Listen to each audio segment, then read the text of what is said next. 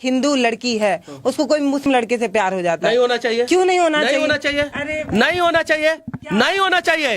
नहीं होना चाहिए। संविधान ये कहता है कि अगर एक लड़का पसंद करता है जाति धर्म मजहब के खिलाफ, अगर वो बालिग है तो उसको आजादी है कि वो किसी से भी शादी दीजिए दीजिए दीजिए। हम क्या कर रहे हैं? हर बाप साले को सरकारी नौकरी वाला दामाद चाहिए। कोई बाप जो है अपने अपने अपने गरीब परिवार में अपनी बेटी का शादी क्यों नहीं करता है? आपको चाहिए आईएएस दामाद, आपको चाहिए आईपीएस दामाद, आपको चाहिए बीपीएससी वाला दामाद। बेरोजगार झक मार रहा है सब। अभी सुना है आपने कि लड़की जो है एसपी है और लड़का जो है बेरोजगार है? सुना है? लड़की जो है दरोगा है, लड़का जो है बेरोजगार होगा। लड़की जो है पहले थोड़ा मुस्कुराए, फिर थोड़ा चल के दिखाए, फिर थोड़ा बैठ के दिखाए, फिर सास दो ठो सवाल पूछे। नहीं होता बोलिए आपने तो आप बोलिए आपने अब मैं बोलूं? नहीं, अब मैं बोलूं? लड़का कितना कमाता है? बस यही सवाल जो है सब पे भारी पड़ जाता है। शादी में क्या होता है? पहले फोटो जाता है, लड़का पसंद। भैया वस्तु नहीं होती है लड़कियां। सुनिए भैया, गांव की लड़कियां भाग जा रही है। क्यों भाग जा रही है? फिल्मों में देख रही है कि हीरो के साथ हीरोइन भाग गई, बाप का सर नीचा कर दे रही है। उसके लिए कौन है जिम्मेवार? उसको उस बाप का पगड़ी, एक मिनट, उस बाप का पगड़ी के लिए कौन है जिम्मेवार? अगर भारत में जो है वेस्टर्न कल्चर वाला फिल्म नहीं बना होता, वो जो शाहरुख खान का फिल्म वो देखे ना, वो टेन टेन टेन टेन बजता है ट्रेन में और अमरीश पुरी जो है साइड में खड़ा रहता है और आजा आजा सिमरन आजा आजा, उस चक्कर में कितना सिमरन गांव की भाग जा रही है। तो नहीं जाएंगे नहीं भागे नहीं। एक बाप जो है, सुनिए आप मेरी बात सुनिए, आप अगर संविधान को मानते होंगे तो ये मानते होंगे भैया गलत तरीके से हम लोग देते हैं संविधान में। तो ये भी सारी आजादी पुरुषों को ही क्यों मिले भैया? अगर एक लड़की लड़की डिसाइड करती है कि वो अपना जीवन साथी उस इंसान को चुनना चाहती है जो आप अपने जाति, अपने धर्म, अपने मजहब से अलग है। मान लीजिए मैं हिंदू हूँ, मान लीजिए, अब लोग कमेंट में लिखने भी लगेंगे, मतलब मैं मान लीजिए कह रही हूँ कि एक हिंदू लड़की है उसको कोई मुस्लिम लड़के से प्यार हो जाता है। नहीं होना चाहिए। क्यों नहीं होना चाहिए? नहीं होना चाहिए। नहीं होना चाहिए। नहीं होना चाहिए। नहीं होना चाहिए। थोड़ी नहीं होना चाहिए। एक साल में लड़का से आप प्यार कर सकती हैं और 20 साल अपने बाप को भूल जाइएगा। जिस लड़की को अपने बाप से प्यार नहीं हुआ, माँ से प्यार नहीं हुआ, वो किसी लड़का से प्यार करेगी? सही है? गलत है।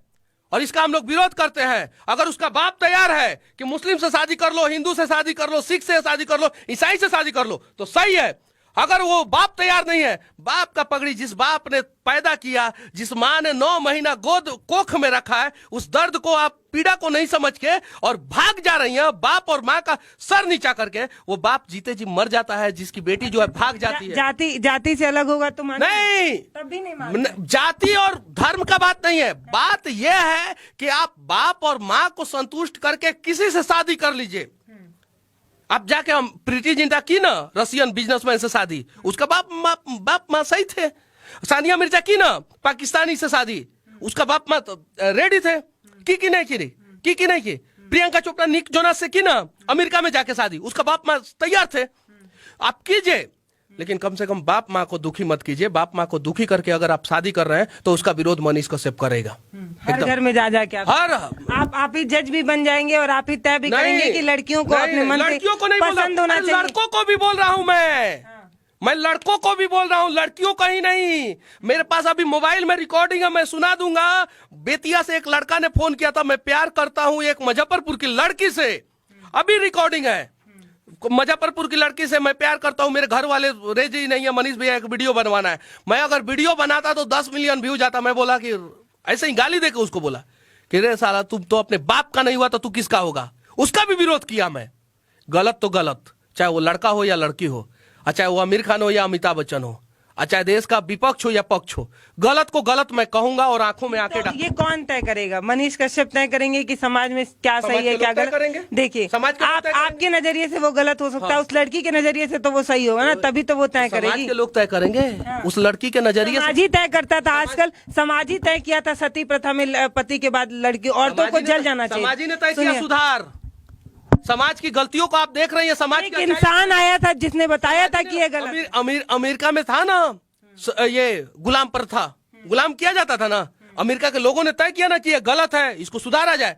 समाज ने तय किया था सती प्रथा। समाज ही में ना एक आदमी पैदा हुए जो गलत कहना धीरे शुरू धीरे किया। बदला भैया, किसी ने आके बताया कि ये गलत है। तो मतलब हम लोग औरतों को भी औरतों को भी कष्ट होता है। भागने वाला प्रथा को सपोर्ट कर दे। मैं ये नहीं कह रही हूँ, हाँ, मैं तो ये नहीं कर कह रही रही ना, हूँ, मैं तो ये हम नहीं नहीं कह सपोर्ट करेंगे। हाँ तो ठीक। आप बोलिए कि भागने वाला लड़का लड़की को सपोर्ट करे कि नहीं करे। अगर आप हाँ बोलिएगा तो मैं सपोर्ट ये कह रही हूँ कि संविधान ये कहता है कि अगर एक लड़का पसंद करता है जाति धर्म मजहब के खिलाफ, अगर वो बालिग है तो उसको आजादी है कि वो किसी से भी शादी। दीजिए दीजिए दीजिए। हम क्या कर रहे हैं, हम कुछ नहीं कर रहे हैं। हम एकदम वैसे ही मान लिए ना और हम फिर से मैं कह देना चाहता हूं, उन सभी लड़का लड़कियों का विरोध करता हूं मैं, जो अपने बाप और माँ के इच्छा के विरोध उनका पगड़ी जो है गिरवी रख के भाग जाते हैं, उनका मैं विरोध ये करता पगड़ी तो हमेशा रहती है। जब गरीब बाप दहेज नहीं दे पाता है ना, और जो उसका भी विरोध करता हूं मैं। लड़के वाले उसका भी विरोध करता हूं। लड़के वाले जब मांग करते हैं और जो सुनिए सुनिए भैया सुनिए सुनिए भैया सुनिए भैया मेरी बात तो सुनिए। दहेज के लिए एक बेटी की शादी एक लालची घर में हो जाए वो ठीक है, क्योंकि पिता चाहता है। लेकिन एक लड़की किसी लड़के को पसंद करती है, उसको लगता है कि मैं अपनी पूरी जिंदगी उस लड़के के साथ जी सकती हूँ, वो पढ़ा लिखा समझदार है, जिए ना। जिए, हम कहाँ विरोध कर रहे हैं, जिए। लेकिन अगर बाप आके हमारे पास रोएगा तो हम रे लेंगे। ये चीज है। माँ के अगर हमारे पास अपना दुख दर्द सुनाएगी कि मैंने 20 साल इसको पाला है और ये भाग गई, तो हम तो विरोध करेंगे, पहला चीज। और जिए। और एक और चीज, दहेज पे आपने बात किया है, दहेज का एक पहलू हम लोग देखते हैं। महिलाओं के चक्कर में जो है ना, हम लोग इस चीज को नहीं देखते हैं कि हाँ महिला के ऊपर अगर हम लोगों ने कुछ बोला तो गलत है। गलत। हर बाप साले को सरकारी नौकरी वाला दामाद चाहिए। कोई बाप जो है अपने अपने गरीब परिवार में अपनी बेटी का शादी क्यों नहीं करता है? हर बाप को चाहिए कि हाँ हमारे से थोड़ा सा अमीर घर में बेटी जाए, तभी ना जला देता है सब, तभी जला देता है सब। बराबरी में शादी क्यों नहीं करते हैं? बराबरी में शादी कीजिएगा, 1 रुपया दहेज नहीं लगेगा। आपको चाहिए आईएएस दामाद, आपको चाहिए आईपीएस दामाद, आपको चाहिए बीपीएससी वाला दामाद। बेरोजगार झक मार रहा है सब। कभी सुना है आपने? मनीष भाई के चेहरे पे गुस्सा। एक मिनट मैं बताता हूं आपको। कभी सुना है आपने कि लड़की जो है एसपी है और लड़का जो है बेरोजगार है? सुना है? लड़की जो है दरोगा है, लड़का जो है बेरोजगार है। लड़की जो है बैंक मैनेजर है, लड़का जो है बेरोजगार है। वैसा उदाहरण अगर आपने देखा भी होगा तो 1% होगा, लेकिन 99% ऐसा उदाहरण है कि लड़की जो है वो बेरोजगार है और लड़का जो है बड़े पोस्टों पे है। तो एक पहलू को क्यों देखते हैं हम, दोनों पहलू को क्यों नहीं देखते? दहेज के लिए कौन दोषी है? दहेज के लिए वो बाप दोषी है जो अपनी बेटी को पैसा के दम पे गिरवी रख देता है। कौन दोषी है बताइए? जो दहेज ले रहा है वो दोषी है कि जो दहेज दे रहा है वो दोषी है? बताइए, आप बताइए मुझे। नहीं, मैं क्या कह रही थी? मैं जो पूछ रहा हूँ वो बताइए। समाजी, आपका समाजी बोलता है। हमारे लोग जो है ना चैनलों पे नहीं बोलते हैं सही चीजों को, नहीं बोलते, यही सब चीजों को। आप ही का समाज दहेज दहेज दहेज करता है। मेरा कौन सी समाज शादी नहीं, कौन सी शादी बिना दहेज की हो जाती है? जो अरेंज मैरिज शादियां होती हैं उसमें पहले तो सुनिए, अब आपकी अरेंज मैरिज शादी में क्या होता है? पहले फोटो जाता है, लड़का पसंद। भैया वस्तु नहीं होती है लड़कियां। सुनिए भैया, सुनिए, आपने बोला सही, लड़की वस्तु होती है। शादी मैं बताऊंगा हिंदुस्तान में जो फ्री ऑफ कॉस्ट हुआ है, एजुकेशन की वजह से हुआ है। लोग पढ़ के आए हैं, समझदार बने। में भी हुआ है। अरे भैया मेरी बात तो सुनिए। दहेज लेने वाला से ज्यादा दोषी है दहेज देने वाला। जो अपनी नहीं, मेरी बात सुनिए। नहीं, आपकी बातों को मान रहा हूँ। एक बार लड़की का फोटो भेजा जाएगा, फिर लड़का पसंद करेगा, फिर देख हौवल में क्या होगा, लड़की जो है पहले थोड़ा मुस्कुराए, फिर थोड़ा चल के दिखाए, फिर थोड़ा बैठ के दिखाए, फिर सास 2 सवाल पूछे, खाना बना लेती हो ना, बर्तन धुलने आता है या नहीं, सिलाई करने आता है या नहीं, कढ़ाई कर लोगी या नहीं, जरूरत पड़ने पर काम कर लोगी या नहीं? आपने नहीं होता बोलिए, आपने तो आप बोलिए, आपने। अब मैं बोलूं? नहीं, अब मैं बोलूं? लड़का कितना कमाता है? बस यही सवाल जो है सब पे भारी पड़ जाता है। लड़का नहीं कमाता है, अरे उठो उठो उठो, इसके दरवाजे पे हम अपनी बेटी का शादी नहीं करेंगे, हम अपने भैंस का शादी इसके दरवाजे पे नहीं करेंगे। बेटी का तो बात दूर की बात है। सबका 2 पहलू होता है और दोनों पहलू देखना पड़ता है। लड़कों का दर्द कोई नहीं देखता है। जीने दीजिए ना लोगों को। उत्पीड़न की बात सब लोग करता है और हम लोग भी करते हैं। मैं खुद करता हूँ, खुद करती हूँ, अनेकों चैनलों पे करता हूँ। लेकिन कितने सारे पुरुष जो है उत्पीड़ित है, उन पे बात नहीं करता। अगर कर देगा तो वो गलत हो जाएगा। ऐसा नहीं है। दहेज देने वाला दोषी है कि लेने वाला दोषी है? बस इतना ही सवाल अपने दोनों दोषी हैं। नहीं, लेकिन बिना दहेज के शादी ही नहीं होती। दहेज देने वाला 90% दोषी है, लेने वाला 10% दोषी है। आप देना ही बंद कर दीजिए, लेने वाला ऑटोमेटिक खत्म हो जाएगा, ऑटोमेटिक खत्म हो जाएगा। तो इसका मतलब आप ये मानते हैं कि जो जिन बच्चियों की उम्र ज्यादा हो रही है, गरीब परिवार की जो हैं, जिनकी उम्र ज्यादा हो रही है, पिता दहेज नहीं इकट्ठा कर पाया अभी भी, उसके लिए कौन दोषी है? उस बेटी को कोई ले नहीं जा रहा है। वो इंतजार कर रहा है कि जब तक दहेज नहीं होगा तब तक हम अपनी बेटी का शादी नहीं करेंगे। या कोई लड़का कर ही नहीं रहा है तो क्या करेंगे? ये आपका समाज जो है ना, उसने ये सिस्टम बना दिया। सुनिए, समाज नहीं, हमारा समाज नहीं, आप जो तय कर रहे हैं। नहीं, हम नहीं मेरा कर रहे। समाज तो ये मैं जिस चश्मे से जिस समाज को देखती हूँ भैया, जो है इस देश में जो है 10% लड़का अनमैरिड है कि नहीं है? लड़कियां कितनी है कि नहीं है? जबरदस्ती लड़कियों की शादी हो जाती है, ये कहते हुए 10% कि लड़की इनको सदस्य नहीं नौकरानी चाहिए। मेरा बात हुआ तो कंप्लीट हो जाने दीजिए। 10% लड़का अनमैरिड है कि नहीं है? लड़की एको परसेंट नहीं है। क्यों है? क्यों नहीं है? लड़कवा का दुख, लड़कवा क्यों अनमैरिड है? क्यों है? क्योंकि लड़कवा बेरोजगार है। मैं बता रही हूँ। और इसलिए उसके दरवाजे पे कोई नहीं लेके आया लड़की को, चाहे वो लड़का दिल का कितना भी अच्छा क्यों ना हो, चाहे वो जिंदगी भर उस लड़की को रानी क्यों ना बना के रखे, नहीं लेके आता है कोई अपनी लड़की को उस लड़के के दरवाजे पे। लेकिन लड़की 1% भी अनमैरिड नहीं रहती है। 1% भी लड़की अनमैरिड नहीं रहती है। क्यों?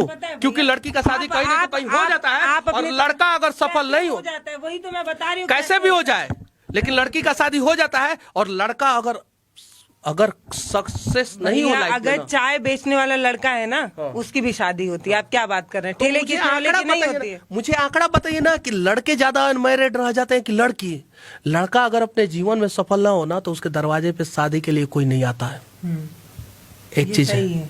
क्यों? लेकिन कभी किसी लड़की से पूछे हैं? आपने कभी किसी लड़की से पूछा है कि जो पोस्ट ग्रेजुएशन करने के बाद जो लड़की है, उससे ये नहीं पूछा जाता है कि आगे जाके आपको कौन सी नौकरी करनी है? उससे ये पूछा जाता है कि घर संभाल लेती हो कि नहीं, खाना बना लेती हो कि नहीं, जरूरत पड़ने पे अपनी सारी डिग्री। अरे आजकल लड़कियों से भी पूछा जाता है कि बैंक में नौकरी करती हो कि कहाँ करती हो? अब पूछा जाता है वही आपके समाज में। देखिए, मैं लड़कियों का विरोध नहीं कर रहा हूँ। मेरा देखिए, आपका सवाल की वजह से, आपके सवाल की वजह से जो है ना, मुझे लोग समझेंगे कि मैं लड़कियों का विरोधी हूँ।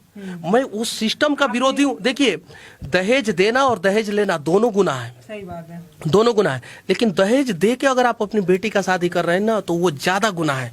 मत कीजिए। समाज में बहुत सारे लड़के हैं जो आपकी बेटी को रानी बना के रखेंगे। आप उन लड़कों से शादी कर दीजिए। और कभी एक बार प्रयास तो कीजिए कि आपका परिवार जो है, लड़कियों का परिवार थोड़ा सा ज्यादा सक्सेस हो और लड़कों का परिवार थोड़ा सा कम सक्सेस हो, उसमें शादी करके तो देखिए आपकी बेटी को कितना मान सम्मान और प्यार मिलेगा। तो लड़का चाहिए IAS IPS, लड़का चाहिए बैंक PO, लड़का चाहिए दरोगा, लड़का चाहिए SDM, लड़का चाहिए जज, लड़का चाहिए वकील, इंजीनियर, डॉक्टर। तो फिर दोषी कौन है? अब तो ऐसा बोल रहे हैं कि जो ठेला चलाते हैं उनकी शादी नहीं होती। आप तो ऐसा बता रहे हैं जो रेस्टोरेंट में काम करने वाले लोग हैं, जो मॉल में काम करने वाले लड़के, उनकी नहीं होती। सबकी IAS PCS से थोड़ी हो रही है भैया। वही मैं पूछ रहा हूँ। सुनिए ना, वही मैं पूछ रहा हूँ। नहीं, वही मैं पूछ रहा हूँ। आप चाह रहे हैं ये पूरा कन्वर्सेशन जो है, जो आप जिस डायरेक्शन में चाह रहे हैं उसी में चला जाए, ऐसे थोड़ी। मैं ये चाह रहा हूँ कि लड़कों के भी दुख दर्द पे एक बार चर्चा होनी चाहिए। नहीं होता है, नहीं होता है, नहीं होता है। अब बताइए, इस देश में ऐसे अनेकों केस हैं। रेप केस पे हम लोग खुद चिल्लाते हैं। निर्भया के इंसाफ के लिए हम लोगों ने आवाज उठाया था। बहुत सारे जगहों पे रेप होता है, हम लोग खुद जाते हैं। लेकिन इस देश के अनेकों जेल में जो है ना, अनेकों लड़के जो है बंद है, जिनके ऊपर फर्जी 376 का मुकदमा किया गया है।